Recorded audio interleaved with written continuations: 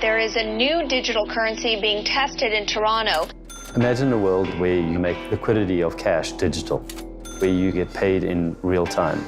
It leads us into an era of rewriting because it means complete forms of alternative movements of money.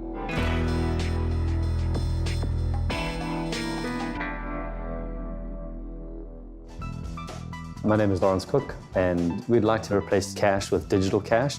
NanoPay has a transaction platform that moves value from one entity to another in real time without an intermediary. We reduce the risk, the speed, and the cost of a transaction. Most transaction systems, they do a transaction up front, and then later on there's a settlement process, which actually moves the money. And in our environment, you don't need to do that anymore. You open the app and you scan a QR code, or you tap it against an NFC terminal, and the transaction's done. We're taking a cash note and we're just encrypting it and digitizing it and moving that digital asset from one person to another. Introducing Mint Chip. Say goodbye to bills and coins and hello to digital cash. A Mint Chip is the core technology and the consumer brand of our platform. Mint Chip is a physical chip that stores value on it. So we have this virtualized security deposit box that we hold in the cloud. So we're gonna pay with this using Mint Chip. Okay, the total's gonna be $10.50. I've got my consumer app open. I've got a balance ready to go of $334. Todd's generated the QR code, which I'm now gonna scan by pressing Pay Merchant. It opens up my camera.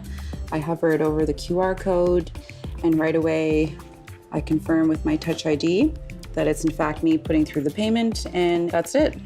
Credit card is slower, so you only get paid in a few days. You had to pay higher fees. There's risk that the card is stolen, in which case the merchant doesn't get paid. The advantage of real-time transaction, there's no risk of the transaction not happening or being reversed. This has fundamental changes. Today, a lot of business transactions are done with checks. That's slow, it has to be manually reconciled. And in our platform, you don't need to do that bank reconciliation anymore. If you move to the opposite end of the spectrum and you go to the poorest people in the world, there are over 2 billion people that are unbanked, mainly because no bank can afford to serve them. This platform enables financial institutions to serve the unbanked.